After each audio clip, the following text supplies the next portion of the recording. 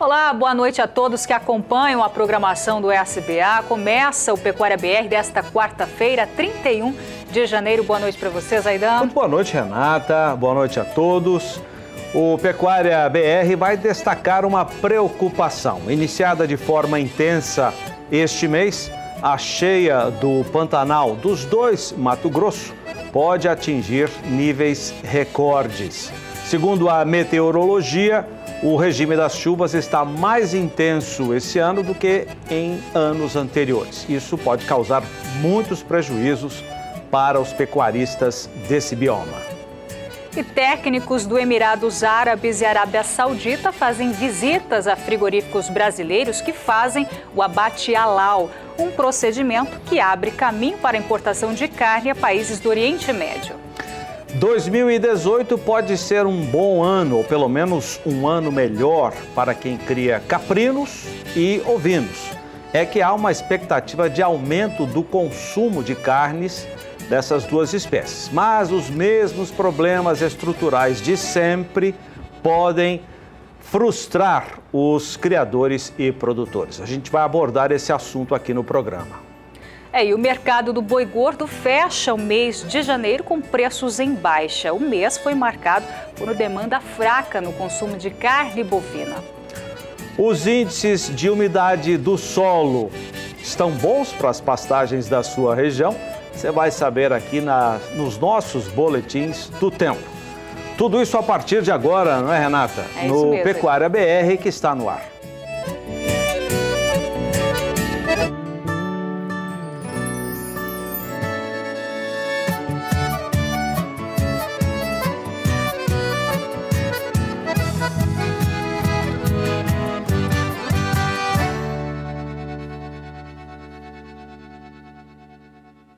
A agropecuária tem contribuído para o desenvolvimento sustentável e a Embrapa tem se destacado com pesquisas que comprovam o assunto.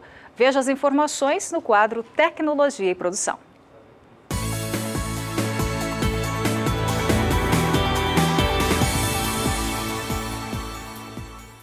Quando se fala em mudanças climáticas, o carbono faz parte das discussões. Afinal, vem aumentando os gases do efeito estufa na atmosfera, o que vem causando temperaturas elevadas. E como faz para consertar a situação atual? De acordo com este pesquisador da Embrapa, membro do Comitê Científico do Painel Brasileiro de Mudanças Climáticas, a opção é tirar o CO2, que é o carbono, da atmosfera. Algumas técnicas na pecuária e agricultura contribuem com o trabalho, como, por exemplo, não praticar o desmatamento. Se você parar de desmatar e intensificar a agricultura e a pecuária, você, na mesma área, ganha muito. E, ao ganhar muito, você, em alguns sistemas, como integração lavoura-pecuária-floresta, você está retirando o carbono da atmosfera. Isso é um serviço ecossistêmico. Isso vale dinheiro. Mas para valer dinheiro você tem que saber, primeiro, quanto que você está retirando. E segundo, ao saber quanto você está retirando, que preço que eu vou dar nisso. Há alguns anos, o valor monetário do carbono vem sendo discutido. No começo, apenas com mecanismos de desenvolvimento limpo, prática de utilizar lixão, redução de emissão nas indústrias, porém ainda fechados. Já no agronegócio, a situação muda por conta da variabilidade. O Brasil é protagonista do Programa Agricultura de Baixa Emissão de Carbono, o que quer dizer que emite menos. Está prestando um serviço ecossistêmico. Tá? Alguém tem que pagar por isso. Esse é um grande trunfo que nós temos na mão e nós não podemos deixar que isso passe, né? Eu costumo dizer que no Brasil, em alguns momentos, a gente não perde uma oportunidade para perder uma oportunidade. Então nós temos aí um momento único de fazer essa precificação, mostrar que é possível monitorar isso e dizer quanto que sequestra. E a partir daí discutir quem paga e como é que paga isso. Essa é a ideia. Pesquisadores das unidades da Embrapa têm se reunido para tratar do assunto, como ainda da carne carbono neutro, iniciativa da Embrapa onde se tem um selo para a carne produzida de maneira sustentável, com a presença de árvores. Faz-se uma conta, né? Uma conta simples, mas que é baseada em cálculos científicos, né? Nós temos pesquisas aqui de 20 anos, então nós conseguimos chegar em uma conta onde a gente atesta que aquela carne produzida, aqueles animais tiveram as suas emissões neutralizadas. E isso hoje, né, o mundo pede por produtos de baixa emissão de carbono, né? Hoje é o que se fala na mídia, né? É o que as pesquisas buscam, né? Então a gente tem essa certificação, então uma carne certificada. A agropecuária já foi considerada por muitos no passado como vilã do desenvolvimento sustentável. Já nos dias atuais, o setor alia altos índices produtivos com preservação ambiental. O nosso boi é produzido em cima de um pasto. Esse pasto ele faz fotossíntese, quer dizer, ele tira carbono da atmosfera, ele não é produzido confinado como nos países, né, de clima temperado. Então o sistema de produção é diferente. Então um pasto bem manejado, bem adubado, ele tem o potencial de neutralizar as emissões por fermentação entérica, né, que é as emissões do boi, pelo estoque de carbono na biomassa, que é no pasto, né, na pastagem, na gramínea, e no solo. Então, assim, o boi, se ele bem manejado, o pasto, ele inverte esse sinal, né, de emissões. A WRI Brasil é uma organização sem fins lucrativos, criada no início da década de 80 em Washington, capital dos Estados Unidos. É parceira da Embrapa, com atuação no Brasil há mais de 10 anos em projetos de sustentabilidade nas áreas de cidades sustentáveis, florestas e mudanças climáticas. Com os setores chaves, com os grandes stakeholders, né? Então, setor privado, governo, sociedade civil, associações e, mais especificamente, com a agropecuária, a gente também tem atuado com produtores, né? Associações de produtores rurais. Nós iniciamos uma parceria para a construção de uma calculadora de mensuração dos gases de efeito estufa que causam as mudanças climáticas. Então, como a agropecuária no Brasil ela tem um papel muito expressivo nas emissões e, por outro lado, representa uma grande oportunidade de abatimento, né, de reduzir essas emissões, aumentando a produtividade agrícola, né, no campo e reduzindo as emissões, nós fechamos essa parceria com a Embrapa e temos atuado com uma calculadora, né, que é o GHG Protocolo, que é uma ferramenta para mensurar essas emissões e disseminando, treinando, capacitando os produtores rurais, fazendo eventos. A iniciativa prevê a disseminação do conhecimento, mostrando para os produtores que é possível aumentar a competitividade e, ao mesmo tempo, reduzir as emissões, sendo bom para a economia, sociedade e, claro, para o meio ambiente. Já podemos falar em resultados? Vocês sentem um feedback? Sim, várias grandes fazendas, né, produtores rurais, eles já têm se antenado essa questão da sustentabilidade, da economia de baixo carbono, já têm implementado práticas, né, técnicas agropecuárias de baixo carbono, e a ideia é que essa ferramenta do GHG Protocolo, ela apoie esses produtores interessados para gerir os seus negócios de uma forma mais sustentável, né? Então, aumentando a produtividade, reduzindo esses impactos e gerando, né, mais emprego, movimentando a economia. Kylie Rodrigues para o SBA. Agora as informações do tempo. Alguns estados do Centro-Sul, principalmente os do Sudeste, recebem nos próximos dias maiores volumes de chuva por causa de um corredor de umidade que está sobre essa região. Vamos conferir a previsão com a Juliana Rezende.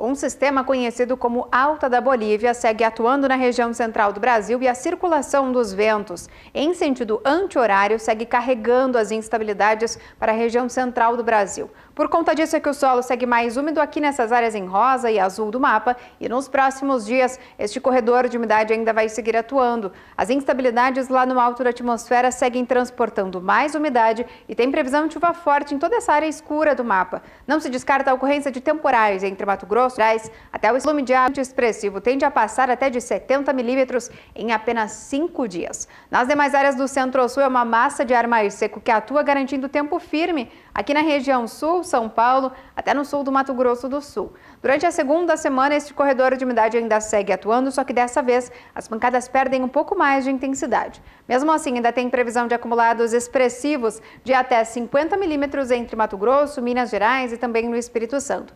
Agora vai voltar a chover na região sul, mas não vai ser uma chuva muito expressiva, não. As pancadas seguem com fraca intensidade e de maneira irregulares. Durante o terceiro e último período, é onde a chuva consegue se espalhar cada vez mais pelo Centro-Sul, as pancadas se tornam bem distribuídas na maior parte das regiões. O volume de água segue em torno de 30 até 50 milímetros na maior parte do centro do Brasil. Então, grande parte dos pastos ainda segue recebendo chuva ao longo das próximas semanas no Centro-Sul. Então, com isso, o solo segue com bastante umidade, garantindo bom crescimento para as áreas de pastagens.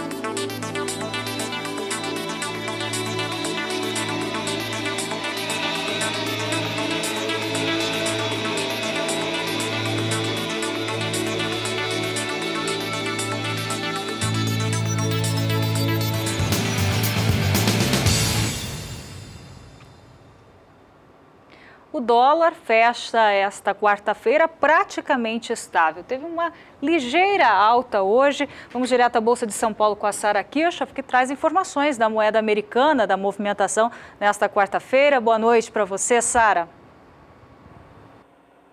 Boa noite, Renata. Boa noite a todos. É isso mesmo, o dólar termina a sessão de hoje com uma leve alta frente ao real.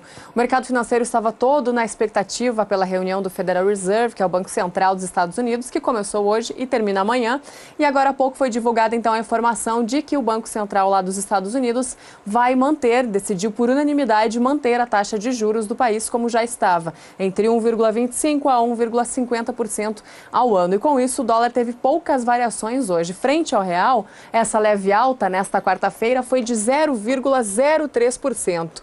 E com isso, o dólar comercial termina o dia de hoje aos R$ 3,18 mais 10. Durante o mês de janeiro que termina hoje, o dólar tem uma queda de 4% e essa é a maior queda mensal em 6 meses, com o dólar aí abaixo dos R$ 3,20. Hoje, então, R$ 3,18 mais 10 é o fechamento para o dólar comercial nesta quarta-feira. E daqui a pouquinho eu volto trazendo mais informações de mercado aqui direto dos estúdios da B3 em São Paulo. É com você, Renata. Obrigada, Sara. E no próximo bloco, as informações direto de Sinop, no estado de Mato Grosso, de mais um boi em pauta, leilão de gado de corte que acontece na próxima quarta-feira, dia 7, com transmissão ao vivo pelo canal do Boi. As informações nós já voltamos.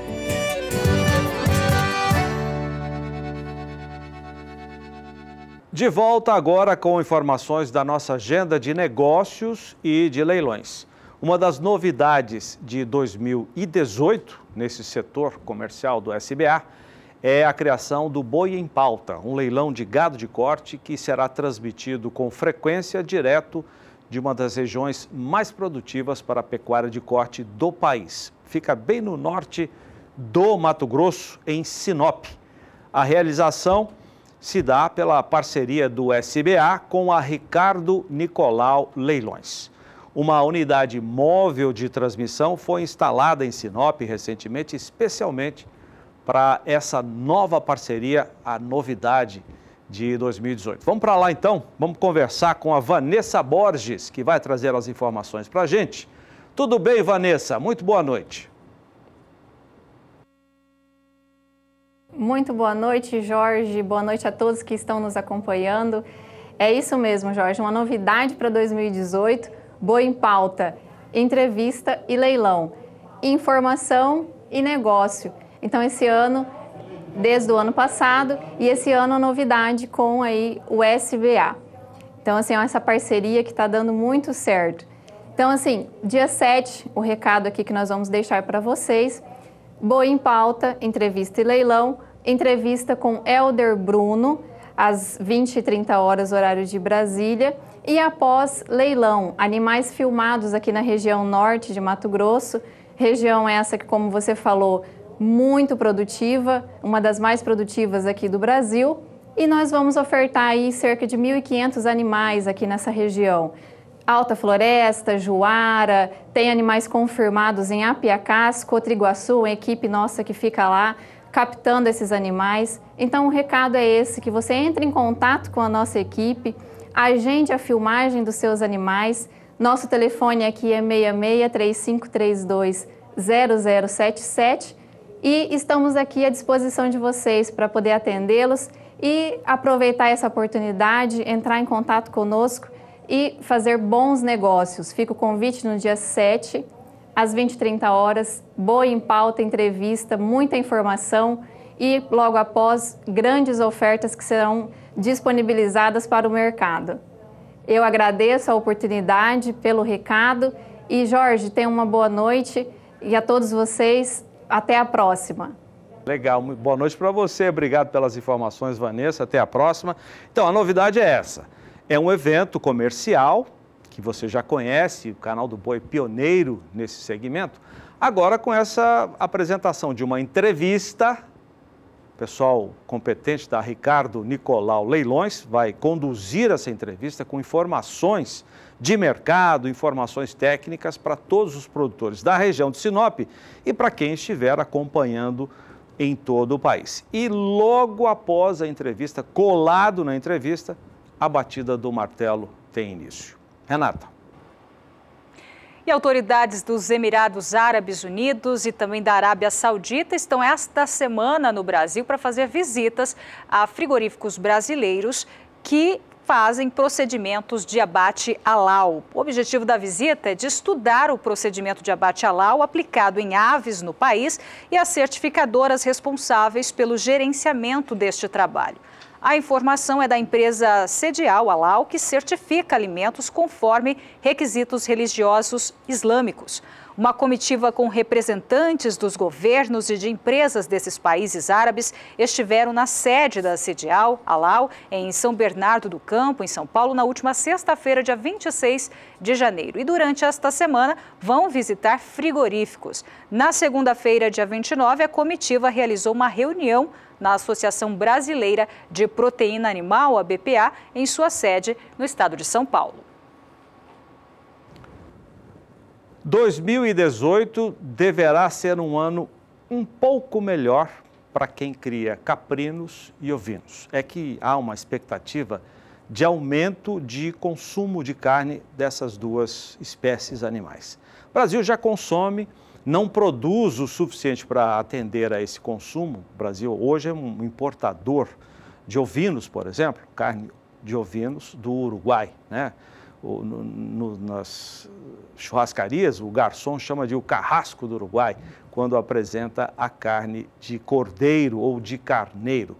Então o consumo deve ser um pouquinho melhor, Mas o produtor de caprinos e ovinos pode se frustrar porque muitos problemas estruturais que têm sido repetidos ao longo dos anos podem ainda permanecer em 2018. Quem vai falar desse assunto conosco aqui é o pesquisador da Embrapa Gado de Corte, que é responsável pelo núcleo de caprinos e ovinos no Centro Nacional de Pesquisa em Gado de Corte, da Embrapa, em Campo Grande. Já está aqui há pelo menos quase 15 anos, né? Foi importado do Nordeste para ficar um pouquinho de tempo aqui no Centro-Oeste, mas acho que gostou da água daqui e ficou para sempre quase, né? Muito obrigado pela presença. Eu que agradeço o convite, estamos aí à disposição. Muito bem, vamos falar então de 2018, essa expectativa de aumentar o consumo e desses problemas estruturais. Sem dúvida. O que a gente vem notando é que regularmente um consumo que nós denominamos institucional de carnes mais sofisticadas, de boutiques de carne, restaurantes mais sofisticados, ele vem realmente aumentando.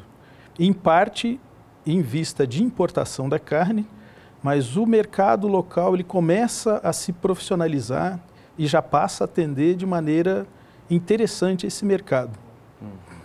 Então nós temos boas perspectivas para esse ano. E esse aumento vai ser de quanto para quanto? É difícil precisar. O que nós constatamos dentro das estatísticas que permitem dados do Ministério da Agricultura dos abates que têm inspeção federal. Então houve um aumento em torno de 15% a 20% de 2015 para cá, que a gente vem verificando. Nós passamos por um período de baixa desses abates inspecionados via CIF. Então isso nos aponta esse fator de que um consumo mais acompanhado e mais profissionalizado ele vem crescendo. E o interessante é que nós acessamos essas estatísticas da inspeção federal, mas temos dificuldades nas estatísticas dos abates que são feitos com inspeções municipais e estaduais, que eles também vêm crescendo e os nichos vão se acomodando e vão achando alternativas para isso.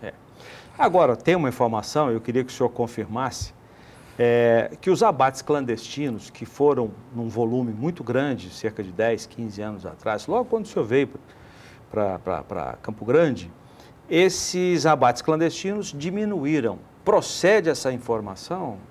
Nós temos alguns indícios disso.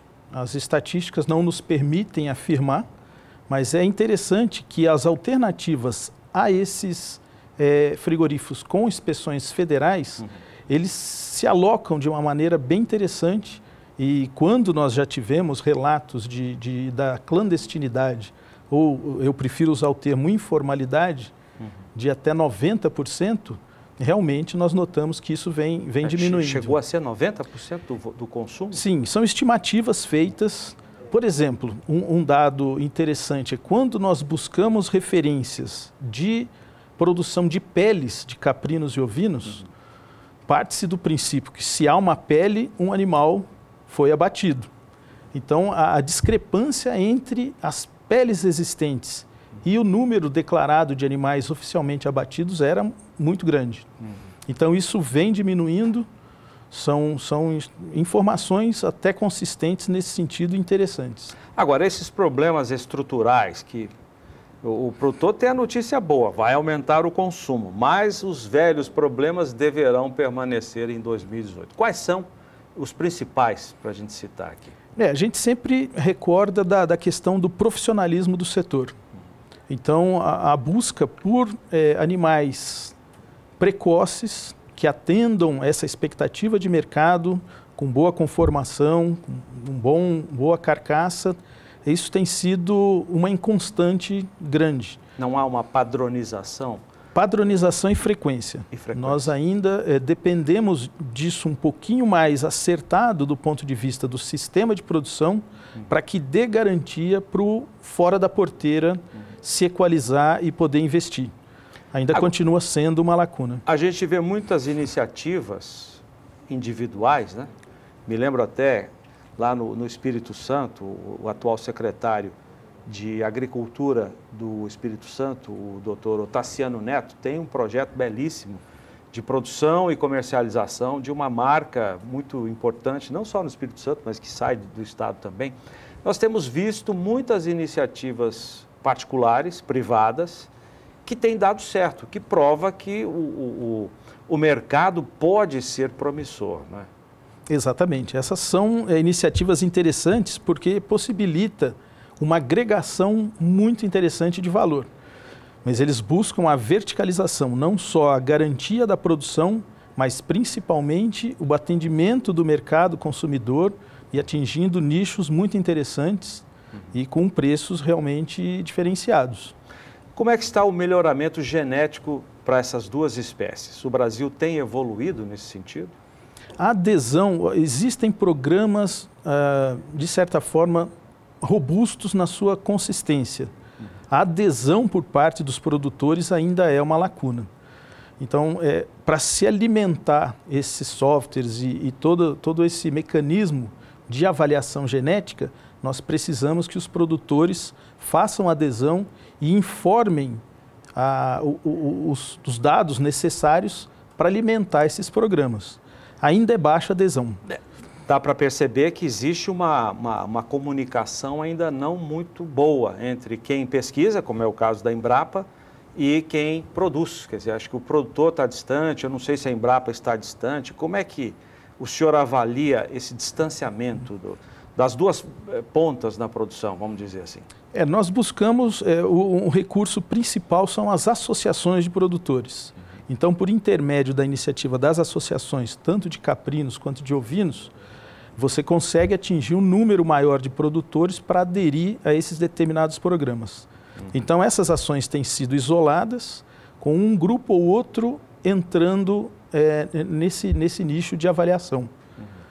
O que nós temos buscado evitar é a distância do animal elite, desses que são normalmente divulgados como animais de genética superior, os que vão para a exposição, em feiras e exposições, que nem sempre correspondem a uma realidade que nós precisamos no mercado comercial. Quer dizer, o gado, na produção. Estou falando gado, mas é o gado ovino. O gado ovino que está nos parques, nas exposições, esse de elite ainda está muito distante daquele produtor que faz a sua criação na fazenda. Exatamente. Isso existe também na bovinocultura, mas hoje já há uma redução desse espaço, né? E na ovinocultura parece que ainda é muito grande. Ainda é. Nós realizamos eventos do ano passado, por exemplo, abordando a questão do CEIP, uma certificação que, embora ela tenha todo o rigor da parte de genética e de racial, mas ela também prima muito a questão da produtividade da produção. Então, a gente tem buscado essas alternativas e tem sido, de certa forma, aceito por parte dos produtores. Basta massificar agora para a gente atingir um patamar mais interessante de seleção. Pelo que o senhor está dizendo, a associação ou cooperativa é fundamental para o produtor conseguir melhorar a atividade dele.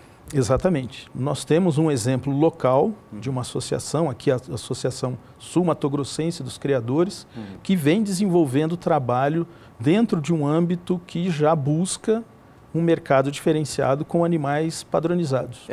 Nós vimos imagens, eu vou até pedir para colocar um pouco mais, não sei se são as imagens lá que o senhor, o trabalho que o senhor coordena na Embrapa, mas é um híbrido, é uma raça adaptada ao Pantanal. Como é que está esse trabalho de pesquisa? Esses são animais que foram trazidos do Pantanal aqui para o Planalto, uma iniciativa de aproximadamente 6 anos, e que nós pensamos numa linhagem que fosse de uma característica materna interessante. Assim como existe o Nelore como um padrão da linhagem materna nos bovinos. A fêmea Nelore é a grande matriarca, é a mãe. É a matriz. Eu ouvi isso anos atrás, que o Santa Inês é que seria o correspondente do Nelore para a ovinocultura. Ainda é? E em que ponto está essa raça pantaneira nesse papel de mãe? Ambas têm potencial. A questão de uma adaptação maior à braquiária é que tem sido ainda um grande desafio. Ao longo desses anos, o que nós pudemos verificar é que é uma questão de adaptação.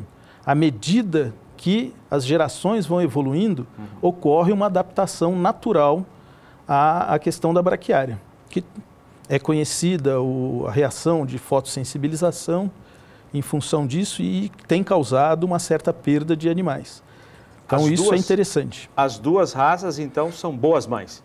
São. O produtor pode investir em uma ou em outra, ou vai depender da região dele? Como é que é a adaptação? Em qualquer lugar do Brasil?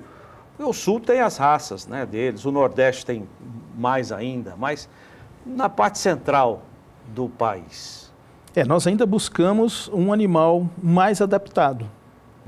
Nós temos linhagens dentro dos deslanados e também dos lanados que têm uma certa adaptação.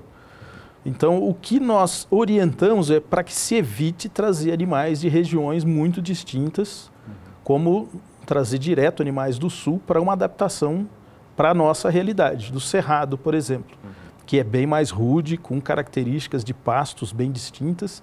Então, isso nós orientamos para uma cautela e uma reserva. Mas nós temos já linhagens bem adaptadas, tanto de animais deslanados, os santinês, por exemplo, quanto de alguns lanados, contando também com essa participação que nós estamos denominando pantaneira, né? A pantaneira pode ser lanada também? Ela é lanada. Lanada. Ela é lanada. Mas tem carne e a lã, é isso? Sim. Ela possui lã, mas não como uma finalidade de exploração da lã. É uma lã que nós atribuímos de baixa qualidade e não tem aquela finalidade mais nobre como vestuário. Ela se serve para artesanatos e coisas nesse sentido. Bom, esse assunto, caprinos e ovinos, vai ter um grande destaque na Dinapec 2018, a Expo Dinâmica Agropecuária, Agropecuária, de 7 a 9 de março, em Campo Grande, no Centro Nacional de Pesquisa em Gado de Corte da Embrapa. E o Dr. Fernando Reis, que é pesquisador daquele centro, vai coordenar um trabalho de divulgação. É importante que o pessoal organize as suas caravanas, porque é de graça, né? Não tem... O pessoal pode participar lá durante os 3 dias. O que o senhor vai mostrar para o público? Nós temos priorizado, vale ressaltar que o tema desse ano da Dinapec é muito pertinente, que é a agricultura de baixo carbono. Então, nós, de certa forma, estamos inseridos também nesse contexto, tendo a integração lavoura, pecuária e floresta como componente pecuário, os ovinos. Então, já começamos algumas avaliações não tão robustas e com resultados não tão conclusivos, mas a inserção do ovino na integração lavoura-pecuária é muito interessante. Doutor Fernando Reis, muito obrigado pela sua participação aqui. Seja sempre muito bem-vindo. Nós agradecemos. É uma satisfação. As informações da Dinapec 2018 estão no site da Embrapa Gado de Corte. Pode acessar, organizar suas caravanas, porque vale a pena não só esse tema, mas tantos outros temas com Embrapas regionais que estarão unidas nessa Dinapec. Depois do intervalo comercial, nós teremos as informações de preços dos insumos para a produção. Vamos voltar a São Paulo com o preço do milho, fechado hoje, quarta-feira. E vamos lembrar que logo mais à noite, põe no ar para a gente aí, Maurício, a equipe nossa. Hoje à noite nós teremos leilão de gado de corte da Leilosat. Tá? Um aperitivo para você, um dos lotes do leilão, que será comandado daqui a pouquinho aqui pelo Éder Catatal Benite, 8h30, aqui conosco. Até já. Pecuária BR de volta e o projeto de lei orçamentário para 2018, aprovado em dezembro do ano passado, mantém a verba para o Programa de Aquisição de Alimentos. A verba disponível é de R$ 375 milhões. Isso reforça a importância da agricultura familiar, fortalece a geração de renda no campo e combate a insegurança alimentar. Sobre esse assunto, eu estou aqui com João Pedro Cutidia, nosso analista de agronegócio. João, olá, boa Renata. Noite. Tinha sido cortado para 4 milhões de reais, ou seja, ia acabar esse programa de aquisição de alimentos. Isso é um trabalho importante, esse programa. Por quê? Porque em todas as regiões do Brasil você desenvolve cooperativa, organização de pequenos produtores que produzem para vender e a Conab, normalmente a Conab ou a Prefeitura Municipal é a encarregada de coordenar isso aí. Isso é alimentos que são para os programas de merenda escolar, uma série de programas sociais do governo que eles compram na própria região produtora. Ou seja, ele viabiliza a organização dos produtores, viabiliza a produção regional e é muito importante. E era um valor que não sei porque cargas d'água tinha sido cortado do orçamento e ia quase que praticamente acabar isso aí. As cooperativas do Paraná, mais a frente parlamentar das cooperativas, lutou e conseguiu reativar no orçamento desse ano, 2018, esses recursos para compra de alimentos diretamente do produtor. Quem pode vender ou é o produtor, ou as cooperativas, ou associações de produtores. E esse alimento serve, então, para atender esses programas sociais. Esse valor é tão pequeno, Renata. Se você comparar, estava vendo agora a imagem do Senado e da Câmara do Senado em Brasília, o orçamento da Câmara e do Senado para 2018 passa dos 10 bilhões de reais. É um absurdo isso. Você, para atender 500 e poucos deputados e 81 senadores, o Brasil despender mais de 10 bilhões, quase 1 bilhão por mês. E para atender um programa social de extrema importância, tanto do ponto de vista de segurança alimentar, tanto do ponto de vista de organizar nas regiões produtoras do Brasil a produção e, consequentemente, a comercialização de alimentos, tinha sido cortado. Para quem não conhece esse programa, João, PAA, como é conhecido, né? Como é que ele funciona na prática? Na prática é o seguinte, os produtores se organizam, montam cooperativas ou associações de produtores, produzem aquilo que é se consumir na região, mandioca, feijão de corda, uma série de produtos que estão no hábito alimentar daquela região e entregam e vendem a um preço que a Conab define, um preço que é um preço de mercado. Só que como é um volume razoável, isso dá escala para eles. E também é uma oportunidade que se possa dar uma assistência técnica ao grupo de produtores. Então, você une o que é importante, você produzir um alimento saudável na própria região, dinheiro que circula na região, fortalece uma organização de produtores, seja uma cooperativa, seja uma associação, enfim, um trabalho de organização deles e que eles possam receber assistência técnica. Muitas vezes a prefeitura coloca à disposição desses produtores patrulhas mecanizadas para distribuir calcário, para algumas regiões até, quando é mais organizado ainda o setor, eles buscam calcário, às vezes subsidiam o frete, fertilizantes e etc. Ou seja, cria-se na região um polo de produção de alimentos para atender aquela comunidade. Isso é importante. E esse aumento na verba? Não, esse aumento da verba é o mesmo que tinha, é que os caras tinham cortado 98%, não sei porque cargas d'água cortaram 98%, e tinha reduzido para 4%, era para acabar o programa.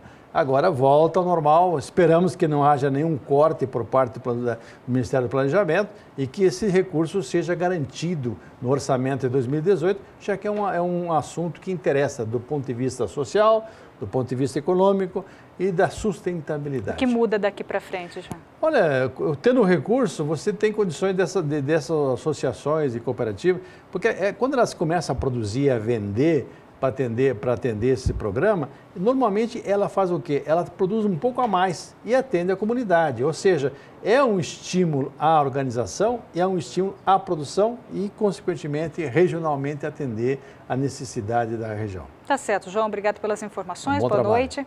Zaidan? Já começamos a falar na safra 2018-2019, os pecuaristas, agricultores já podem adquirir com antecedência os insumos que serão utilizados para a produção pecuária e agrícola da próxima temporada. Serão disponibilizados 12 bilhões e meio de reais para esse tipo de aquisição antecipada. O anúncio foi feito esta semana pelo ministro da Agricultura, Blairo Maggi. Vamos ver algumas informações adicionais.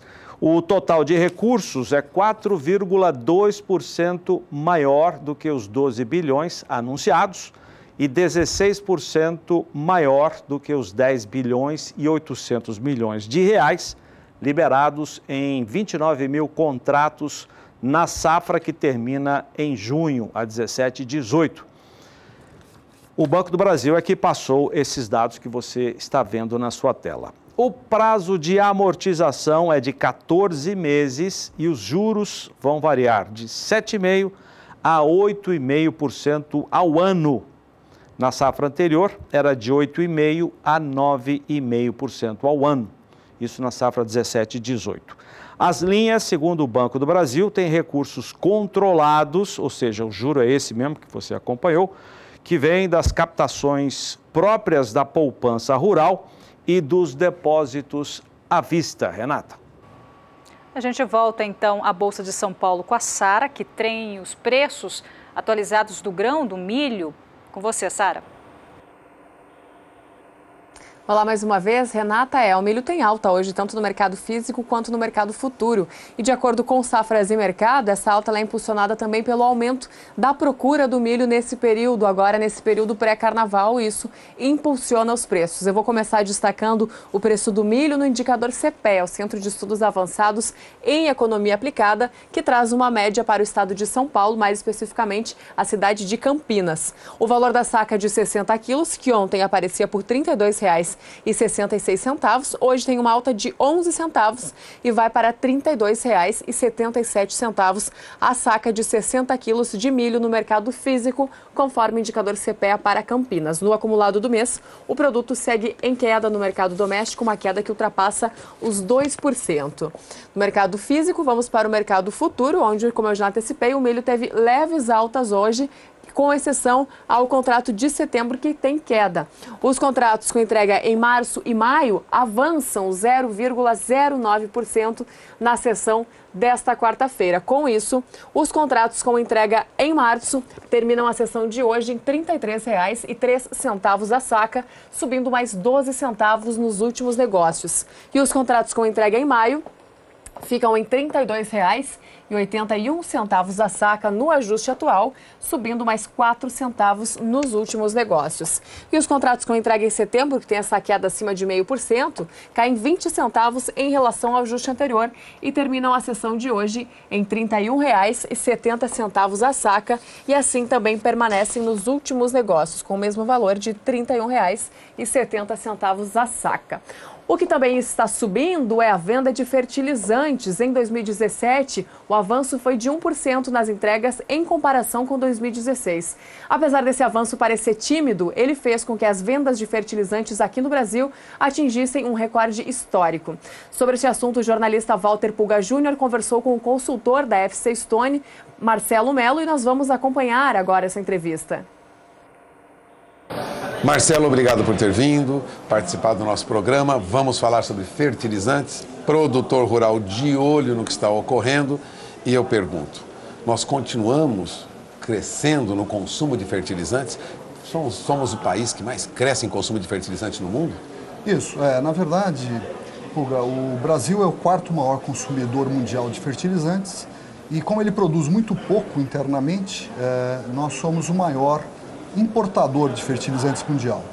E, de fato, o ano que passou foi um ano recorde. Nós subimos, na verdade, o consumo cerca de 1% contra o ano anterior, que havia sido o ano de 16, e chegamos a esse ponto recorde de 34,4 milhões de toneladas consumidas. Mas eu vejo o mercado seguindo crescendo. Em média, nós costumamos crescer cerca de 5% ao ano nos últimos 10, 12 anos, em média. E, na verdade, de 15 para 16, nós crescemos 11%. E agora crescemos mais 1%. Então, nesses últimos 2 anos, de maneira geral, nós crescemos um pouquinho mais do que a nossa média histórica, não é?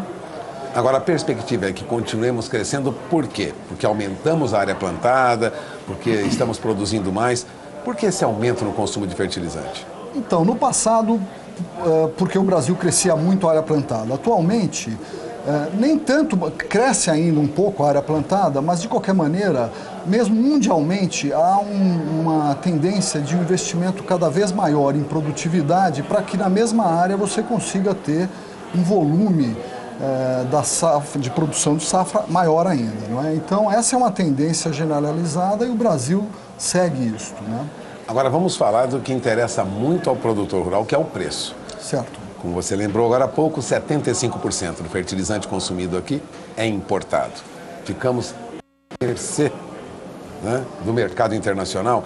produtor no Brasil paga caro pelo fertilizante? Não, o produtor no Brasil paga preços muito semelhantes ao preço internacional, ele não paga mais caro. Evidentemente, nós temos nossos problemas específicos, por exemplo, de logística nos portos, de logística interna, pelo frete de escoamento desse fertilizante posteriormente. Muitas vezes no porto você tem o demurrage, que é o custo de logística no porto, quando o navio fica parado, que chega a encarecer, às vezes de modo significativo, fertilizantes. Mas não sendo isso, o preço em si, o preço custo e frete Brasil, ele é uma referência mundial tão competitiva quanto em outros mercados. Em determinados momentos, quando é momento de alta demanda no Brasil, evidentemente os produtores internacionais sabem disso, sobem um pouco o valor. Em outros momentos, onde o Brasil não está consumindo com mais força, nós conseguimos comprar até um pouco mais barato. Então, isso é normal. Então, nós não pagamos mais caro por isso. Temos os nossos problemas de logística, né? O câmbio influencia muito no custo para o produtor, não? Influencia, porque se 75% é importado, evidentemente, o câmbio é uma variável essencial. Assim, comprar em dólar, nessa situação, 3,15, 3,20, 3,50, como tivemos. Mas veja, Puga, também aqui não é um problema tão sério, porque a produção agrícola vale dólar também, né? Então, o produtor produz grãos, é dólar. Produz açúcar, é dólar. O que ele produzir são commodities que valem dólar, porque elas podem ser facilmente exportadas. Então, o preço brasileiro tem que estar acompanhando também, não é? Então, não é tão fora assim como, a princípio, alguns alardeiam no mercado. Na verdade, para o produtor, como o custo de fertilizantes e talvez de outros insumos importados chegue perto de uns 45%, 50% do total do custo dele, vamos dizer, quando sobe o dólar é melhor para ele, porque o preço do produto dele, o produto final, sobe 100% em dólar, mas os custos dele não sobem 100% em dólar, talvez metade, talvez 60% do custo seja dólar, o resto é real. Então, na verdade, não é uma grande preocupação, como muitos alardearam. O custo de fertilizante é o mercado internacional. Sim, sem dúvida. Agora, você comentava pouco antes dessa entrevista que a perspectiva agora é de que os preços para o produtor tenham uma baixa. Por quê? O ano passado estava muito caro? Então, nós viemos com preços bem baixos a partir de março, abril de 2017. E fomos assim até setembro. Agosto, setembro. A partir de agosto, setembro, dois dos componentes do fertilizante é o NPK, nitrogênio, fósforo e potássio. Então, basicamente, o nitrogênio e o fósforo subiram muito fortemente. O nitrogênio a partir de final de julho, começo de agosto, e o fósforo a partir de setembro, por N circunstâncias mundiais. E eles estão agora praticamente no topo deste ciclo de preço e acabando, agora nós estamos começando o ciclo de compras para o plantio no hemisfério norte, né? Na China já há um consumo muito grande, já vem muito forte, puxando preços e puxando o mercado, mas agora começa os Estados Unidos a se preparar para o seu plantio, é muito importante, os Estados Unidos é um player muito grande. E passado esta situação, passado o plantio, o forte da demanda para o plantio nos Estados Unidos, eu acredito que isso é até março, abril, vamos dizer, o produto já vai ter que estar pronto para todo mundo estar consumindo. Então, passado isto, a minha expectativa é ver preços caindo com uma certa força, tanto nos nitrogenados quanto nos fosfatados. O terceiro elemento é o potássio. Esse subiu menos, mas tem subido constantemente um pouquinho, todo mês ele sobe um pouquinho e ele vai continuar subindo mais um pouquinho, né? Em compensação, os outros produtos devem ceder de modo que para a produção de fertilizante, o preço médio deve ceder um pouco. Eu acredito, por exemplo, em cima desta avaliação, eu não recomendaria uma antecipação de compras para a safra verão, não é? O pessoal de grãos gosta muito de, quando chega em fevereiro, março, fazer antecipação da compra deles. Por quê? Porque ficou pronto a safra deles agora, não é? E então eles estão começando a plantar a safrinha e daí eles vão e já aproveitam e compram o que eles vão precisar ali em agosto, setembro, outubro, né? Não é um momento adequado esse ano, porque os preços estão muito altos. Então é melhor esperar pelo menos até abril, maio, nós vamos ver os preços caindo com muita força, eu acredito. Agora vamos falar um pouco sobre a perspectiva lá na frente. O Brasil tende, no futuro, a produzir mais fertilizantes do que produz hoje? Ou vamos continuar nessa dependência do mercado externo? O produtor que planeja aí os próximos 5, 10, 15 anos, verá a produção de fertilizante crescer no Brasil ou nós não temos alternativa? Olha, eu acredito que nós vamos crescer um pouco a nossa produção, mas, de certo modo, isso não é um problema, né? Porque é uma commodity. Então, mesmo que o Brasil produz ferro, mas o preço do ferro aqui nem por isso é mais barato do que lá fora, porque a Vale não vai vender ferro no Brasil se ela tem um preço melhor lá fora. Então, se você produzir fertilizante internamente, como ele é uma commodity, você vai estar também circulando contra o preço internacional da mesma maneira, né? Então, eu não vejo isso como problema. E apesar disso, eu acredito que o Brasil vai crescer um pouco a produção. Contudo, o consumo é capaz de crescer mais ainda. Ou seja, vamos continuar nessa dependência de importação de fertilizantes. Sim. Eu acredito que sim. É uma situação que não tende a mudar, pelo menos no curto e médio prazo. Não vejo isso. Bom, você acaba de ouvir Marcelo Mello, ele é consultor da FC Stone. Perspectiva é de preços para fertilizantes com tendência de baixa na média e agora não seria o momento de antecipar a compra. Passamos o recado? Safra verão. Sim, safra verão. Agora o pessoal vai começar a plantar a safrinha, né? Daqui a pouquinho. E a safrinha já está basicamente comprada. A maior parte dos produtores já comprou, quem não comprou já está ali nos distribuidores pronto para isso. E aí até tem um ponto interessante. Este ano nós fizemos um consumo de 34,4 milhões em 2017, recorde brasileiro. O ano que vem eu tenho certeza que nós subiremos isso. Talvez não os 5% que nós crescemos em média, mas por quê? Porque os preços do milho estão muito baixos. Eu acho que o investimento em produtividade, ou seja, em fertilizantes na produção da safrinha esse ano será menor que no ano passado. Mas eu tenho certeza que apesar disso, nós subiremos o consumo por conta da safra verão, que daí sim nós vamos comprar bastante, como sempre. Então, entre comprar menos para a safrinha esse ano, que eu acredito que vai acontecer, e comprar um pouquinho mais para a safra verão depois, na média eu acho que o Brasil esse ano, em 2018, vai passar das 35 milhões de toneladas, talvez 35 milhões e 500. Será um novo recorde no ano que vem. Bom, você acaba de ouvir Marcelo Mello, consultor da FC Stone, especialista em fertilizantes, consultor nessa área específica de fertilizantes. Agradeço sua presença aqui, Marcelo. Eu que Obrigado agradeço. pelas suas informações. Eu que agradeço. Encerramos a entrevista, voltamos ao programa. Daqui a pouquinho eu volto para trazer mais informações aqui direto da Bolsa de Valores de São Paulo. É com você, Renata. Combinado, Sara. Bom, a gente vai para um breve intervalo comercial com imagens dos animais que serão ofertados daqui a pouquinho, a partir das 8h30 horário de Brasília, aqui pelo Canal do Boi. É o leilão virtual gado de corte da Leilosat, que coloca à disposição do mercado animais para cria, recria e também para engorda. Nós já voltamos.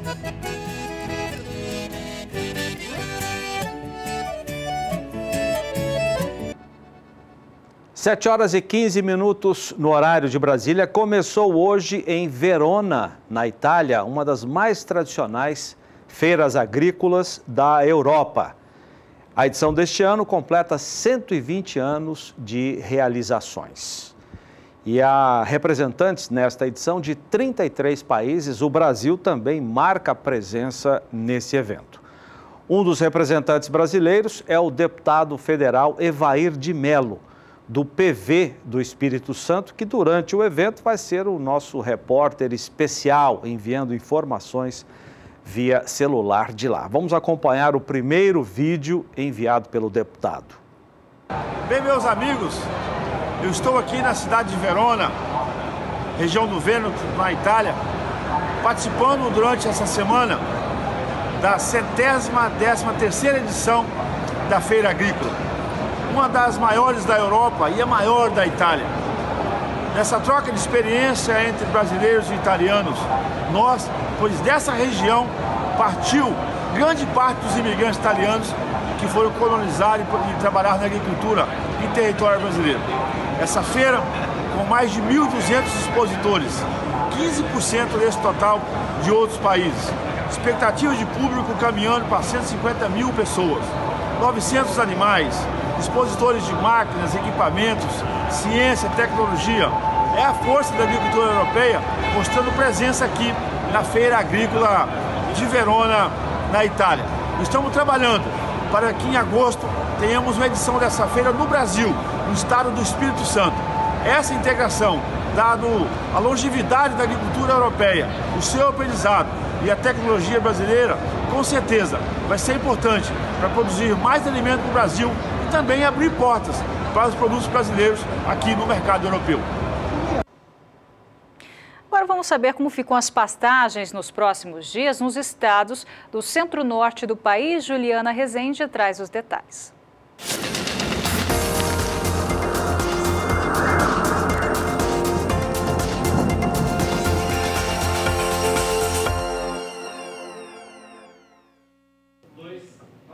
A baixa umidade do solo no interior do Nordeste segue prejudicando o desenvolvimento dos pastos, principalmente aqui nessas áreas em amarelo e laranja do mapa.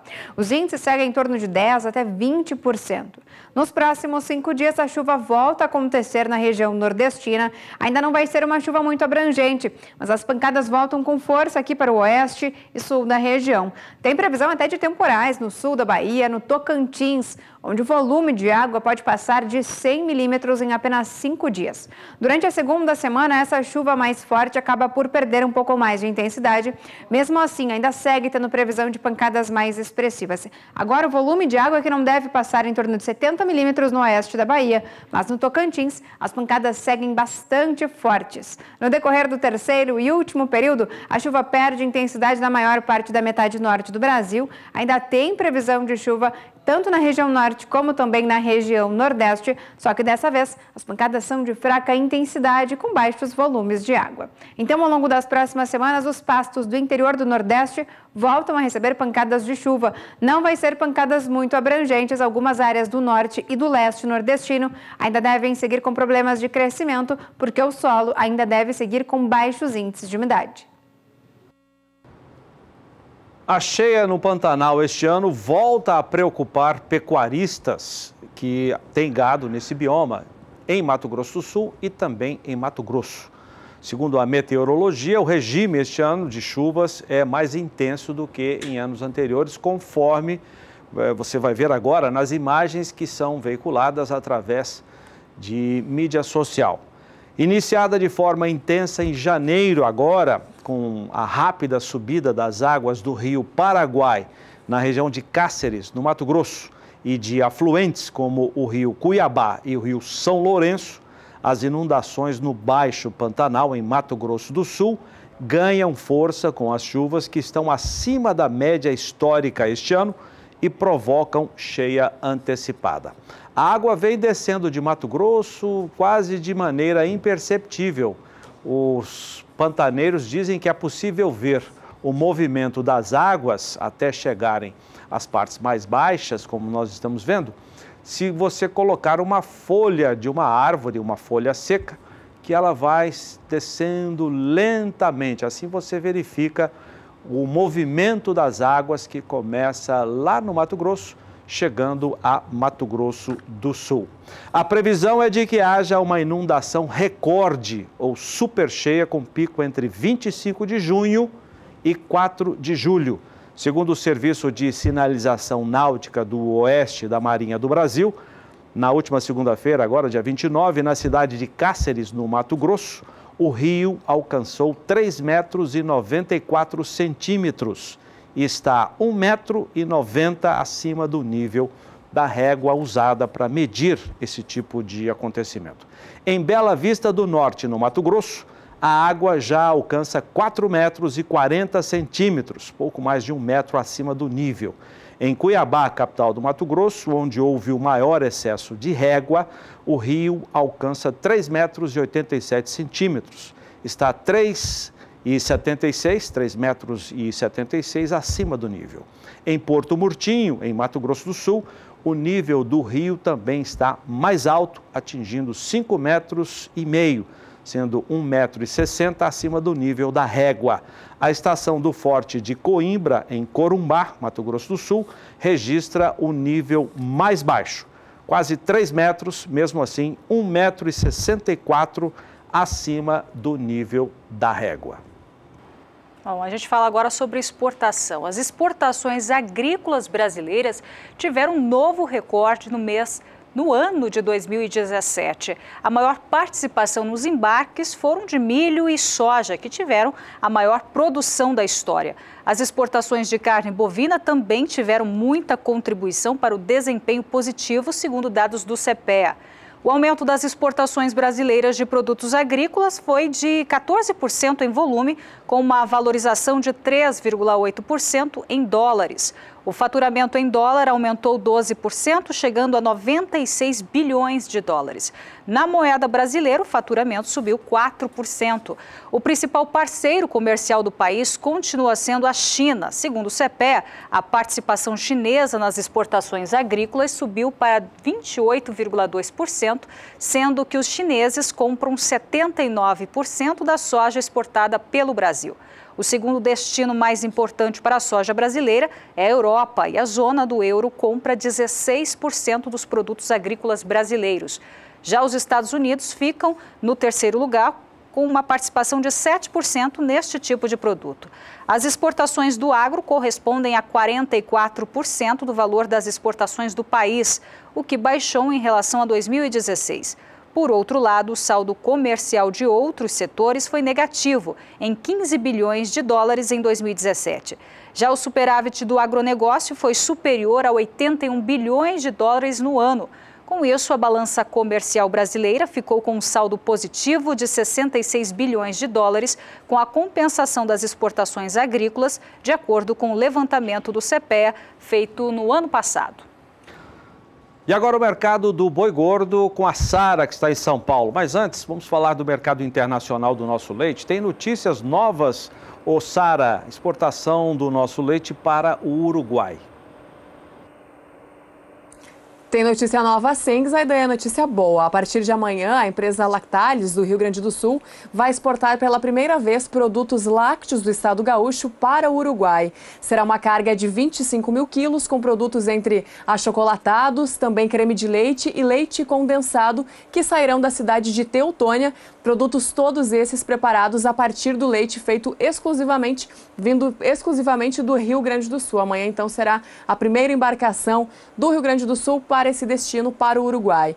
E a expectativa é de ampliar as exportações para outros países do Mercosul, como Argentina, Chile e também Paraguai. As informações são da própria assessoria de comunicação da Lactalis, lá de Teutônia, no Rio Grande do Sul.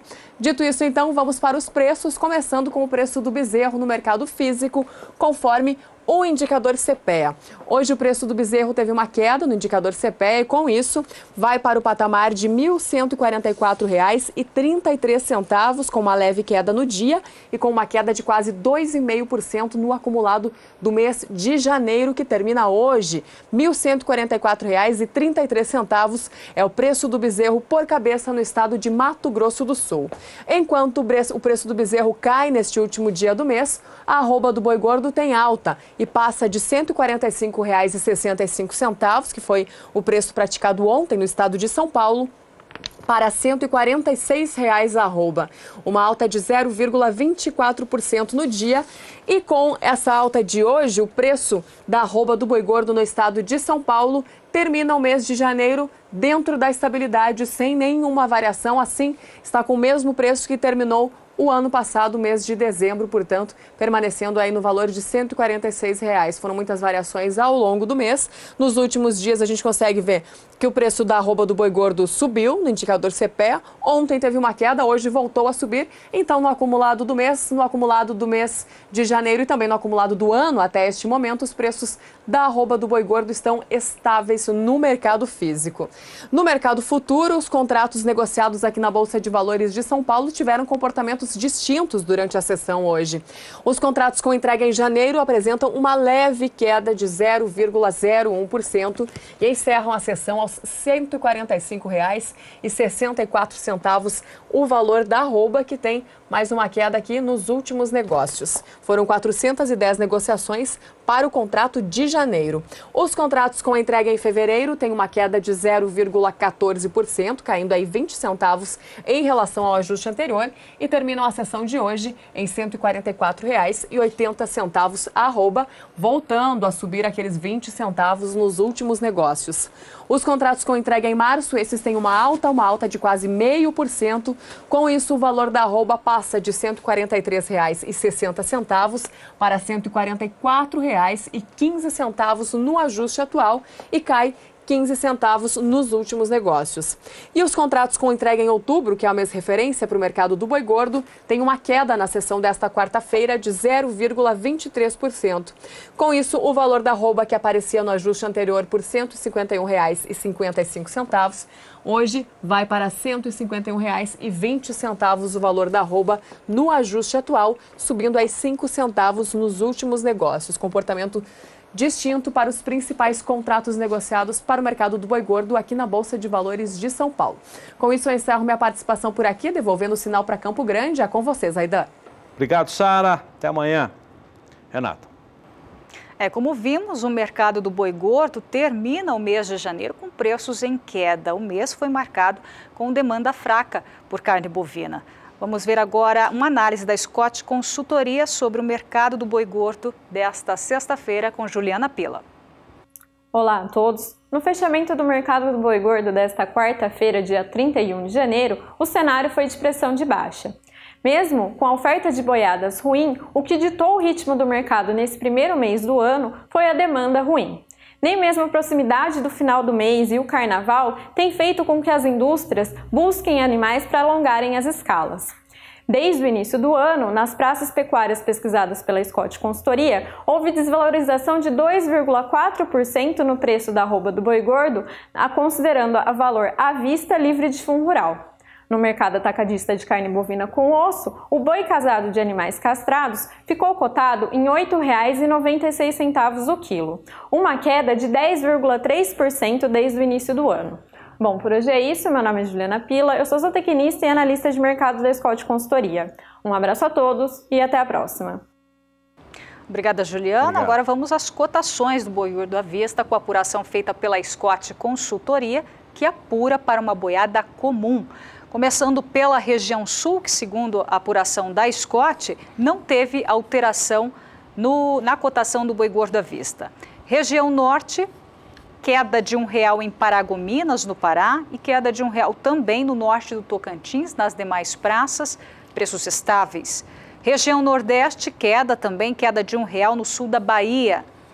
Centro-oeste, queda de R$1 em Goiânia, Goiás, queda de R$1 no sul de Goiás, e alta de R$1 em Três Lagoas, Mato Grosso do Sul. A próxima tela, Praça de Mato Grosso, preços estáveis. Região Sudeste, queda de R$1 no Triângulo Mineiro, nas demais praças, sem alteração na cotação do boi gordo à vista, segundo a apuração feita pela Scott Consultoria. Nós temos também a apuração da arroba do boi gordo, apuração de preços, para uma boiada de bom acabamento de carcaça, com boa logística entre a fazenda e o frigorífico. Quem faz essa apuração? Nosso parceiro Rural Business. Vamos começar pelo sul, onde houve uma queda de R$2 na arroba no Paraná. Nas outras praças, preços estáveis. Na região norte do país, queda de R$1 no Pará e em Tocantins. No Nordeste, queda de R$2 na Bahia e de R$3 no Maranhão. No Centro-Oeste, queda de R$1 nas três praças que você vê na tela. E na região Sudeste, queda de R$2 para uma boiada de bom acabamento em Minas Gerais e de R$3 na arroba no Rio de Janeiro. Terminamos. O Pecuária BR fica por aqui. Para você, uma ótima quarta-feira. Obrigado pela sua companhia. Fique agora com o nosso chefe Renato Lapenta, com o Brasil Gourmet. E em seguida, nossa agenda de leilões com Adriano Edival. Hoje tem gado de corte da Leilosat, Catatal, Éder Catatal Benite já está aqui para comandar esse leilão. Você vai ver logo depois do Adriano Edival e na batida do martelo. Dá uma olhada no gado. Com essas imagens, a gente deseja a você uma ótima noite, bons negócios e até amanhã. Até amanhã. Tchau, tchau.